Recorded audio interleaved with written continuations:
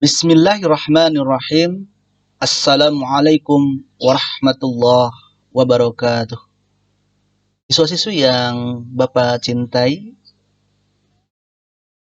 bagaimana kabarnya? Apakah baik-baik saja? Baik. Di media pembelajaran kali ini, kita akan membahas Quran Surah Al-Fajr ayat 15 sampai dengan 18. Tapi, sebelumnya kita melihat penjelasan minggu-minggu yang lalu. Di antaranya kita telah membahas tentang pengertian infak dan sedekah. Infak adalah membelanjakan atau membiayai yang berhubungan dengan perintah-perintah Allah Subhanahu wa taala. Sedangkan menurut Kamus Besar Bahasa Indonesia, infak adalah pemberian sumbangan harta dan sebagainya selain zakat wajib untuk kebaikan. Sedangkan menurut istilah, infak itu sendiri adalah mengeluarkan atau memberikan sebagian dari harta atau pendapatan untuk suatu kepentingan yang diperintahkan dalam ajaran Islam. Infak berbeda dengan zakat. Infak tidak mengenal istilah nisab dalam jumlah yang ditentukan secara hukum, tetapi sesuai dengan kemampuan masing-masing. Dan penerimanya pun tidak ditentukan sebagaimana zakat. Infak dapat diberikan kepada mustahik zakat. Dan selain mustahik zakat seperti keluarga dan kerabat, bahkan untuk membiayai kebutuhan diri sendiri. Lebih luas lagi dari pengertian sedekah. Sedekah meliputi harta dan jasa, bahkan senyum pun sebagai sedekah. Membuang ranting atau duri dari jalan pun sedekah. Infak dan sedekah hendaklah dengan harta yang baik. Baiklah, itu sebagai stimulus dari media ataupun pembelajaran kali ini. Tapi di materi kali ini kita akan membahas tentang isi kandungan Quran Surah Al-Fajr ayat 15 sampai dengan 18. Tentunya di media pembelajaran kali ini ada 4 indikator ataupun tujuan pembelajaran. Yang pertama, siswa-siswi mampu menerjemahkan Quran Surah Al-Fajr ayat 15 sampai dengan 18 tentang infak di jalan Allah Subhanahu wa taala dengan baik dan benar. Yang kedua, menganalisis isi kandungan Quran Surah Al-Fajr ayat 15 sampai dengan 18 tentang infak di jalan Allah Subhanahu wa taala dengan benar. Kemudian yang ketiga, menyimpulkan Quran Surah Al-Fajr ayat 15 sampai 18 tentang infak di jalan Allah Subhanahu wa taala dengan benar. Yang keempat, menghafal Quran Surah Al-Fajr ayat 15 sampai dengan 18 beserta terjemahnya dengan fasih dan benar. Marilah kita sama-sama untuk membaca dan menghafalkan Quran Surah Al-Fajr ayat 15 sampai dengan 18. A'udzu billahi minasy syaithanir rajim.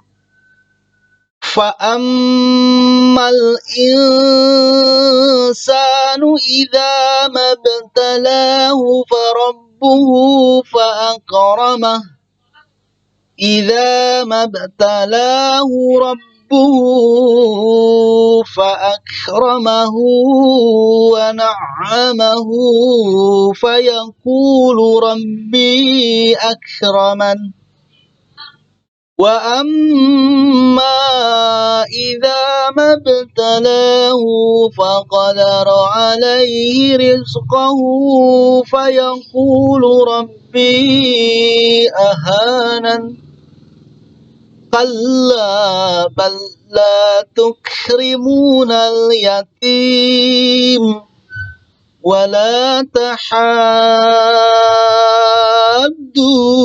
على طعام المسكين Shadaqallahul azim, yang artinya, maka adapun manusia apabila Tuhan mengujinya lalu memuliakannya dan memberinya kesenangan, maka dia berkata, Tuhanku telah memuliakanku. Namun apabila Tuhan mengujinya lalu membatasi rezekinya, maka dia berkata, Tuhanku telah menghinakanku. Sekali-kali tidak. Bahkan kamu tidak memuliakan anak yatim. Dan kamu tidak saling mengajak memberi makan orang miskin. Baiklah anak-anakku sekalian, Di bahan ajar kali ini Quran Surah Al-Fajr ayat 15-18. Oleh kalian silahkan bacakan, hafalkan beserta terjemahnya bersama teman-teman sejawat untuk saling berhadap-hadapan, menghafal, dan menerjemahkan Quran Surah Al-Fajr ayat 15-18. Tentunya penjelasan dari Quran Surah Al-Fajr ayat 15-18, ayat 16, ayat 15 dan 16 yang pertama adalah ialah Allah menyalahkan orang-orang yang mengatakan bahwa kekayaan itu adalah suatu kemuliaan dan kemiskinan adalah suatu kehinaan seperti yang tersebut pada ayat 15 dan 16 surah Al-Fajr. Tetapi sebenarnya kekayaan dan kemiskinan adalah ujian dari Allah Subhanahu wa taala untuk hambanya. Jika diberi keluasan rezeki, hendaklah ia bersyukur. Dan jika diberi kesempitan rezeki, hendaklah ia bersabar tanpa menyalahkan siapapun. Kemudian penjelasan ayat 17 dan 18.